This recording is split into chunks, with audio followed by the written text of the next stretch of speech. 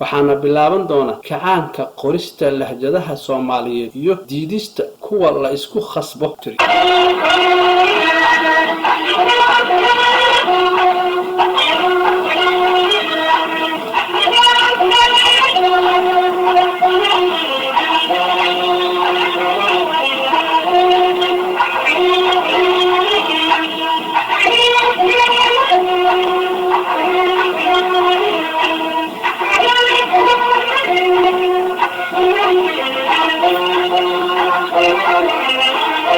kulanti wanaagsan dhageystayaasha iyo daawadayaasha aynu jecel nahayo halkani waa xogta suuqa media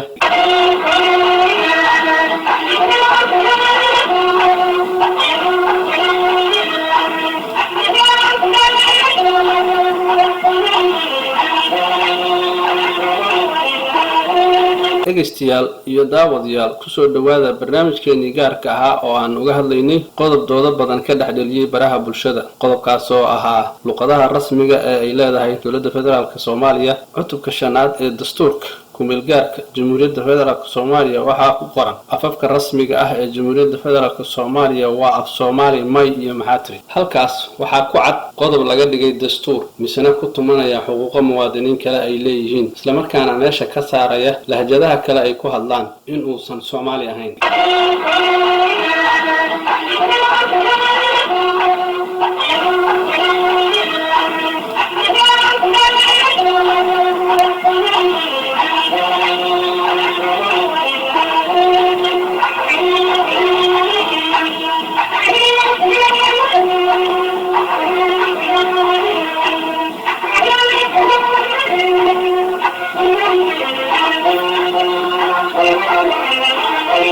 dhageystayaal iyo daawadayaal qaybteeni labaad ee qormadeena waxaan ku soo qaadan doonaa su'aalo u baahan jawaabo kuwaas oo fura u noqon doona doodaha taagan xalkooda iyo qaybo kamid ah faahfaahin aan ku dari doono haddaba aynu soo qaadano su'aalaha ugu horeeya maxay tahay baahida keentay in la qoro lahjada mayga haddii ay jirto baahi taagan in la qoro maxallinaysa baahida taagan haddii ay xallinayso yaa sharaxaad ka bixinaya maxaase u diiday kuwa sharxaya iyadoon la qorin in ay xalliyaan markii hore mar haddii hore loo xallin waayay sidee hadda lagu xallinaya qorista in la qoro oo la diyaariyo in bulsho far ay yeelato wax sahlan ma aha xitaa haddii afkeeda rasmiga ahaa la qorayo waayo waxa imanaya jahwareer badan oo ka imanaya dhinacyo kala duwan taasoo la doonayo in ay akhristayaasha bulshadu mustaqbalka hagto isla markaana ka ilaaliso khaladaadka guud ee dhinaca fahamka fartii hore u qornayd ee maxaatiriga ayaan wali si fiican u saldhigin isla markaana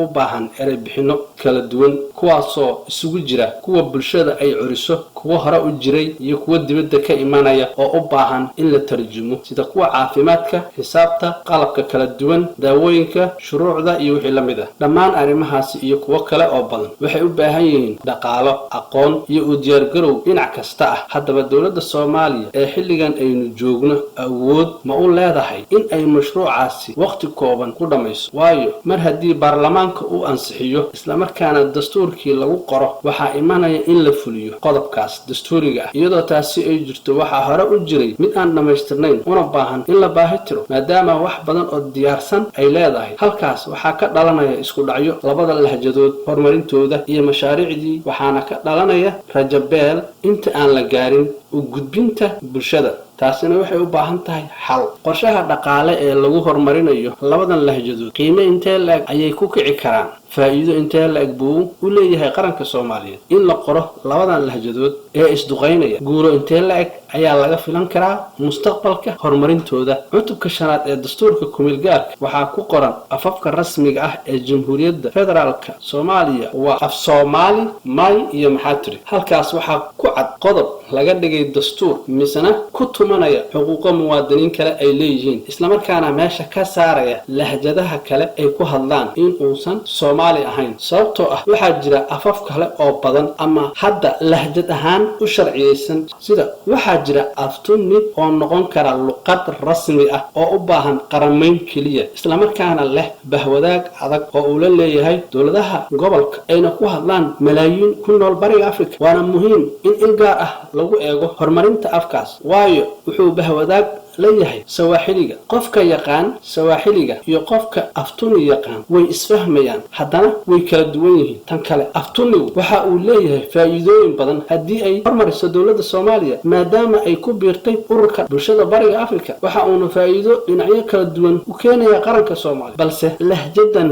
mayga ah ma garan karo waxa ay keenayso faa'iido ah waxa kale oo jira afaf kale oo u baahan in lagu xuso dastuurka maadaama ay si toos ah ugu hadlaan muwaadiniin badan oo gaaraya malaayiin sida afka garaha ayaa kamida dawara kamida jiida kamida marka laga reebo afka jiidada labada af ee kale xuduudaha ayay ka gudbaan taasina waa arrin u baahan in la daraaseeyo qiimaha iyo faa'iidada qaranka ugu jirta ugu dambeyn haddii aan soo koobo qormadeena mar haddii aynu soo aragnay intaas oo culays ah muxuu yahay ujeedka hadda loo qorayo maqaab isbahaysi beeleedba mise waa mid qaran yaa qaadaya mas'uuliyadda socodsiintiisa lahjadan mayga ah haddii baarlamaanka uu ansixiyo mase la socotaa in waxani uu yahay qorshe siyaasadeed oo lagu kala qaybinayo beelaha dega koonfur galbeed mase og tahay ujeedada ka dambaysa iyo waxa la sheegayo in ay si weyn u kala fog yihiin si loo gaashaanto dhibaatooyinka aan kor ku soo xusay waxaan qabaa in gebi ahaan meesha laga saaro qodobkan haddii kale waxa iman doon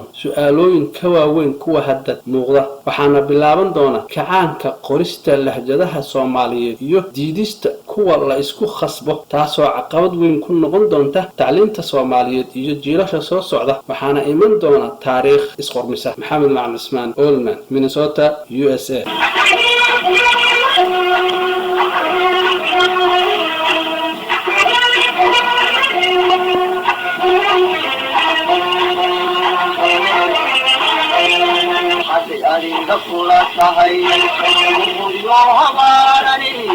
على الكاتر هوري يروحوا شيقا هوري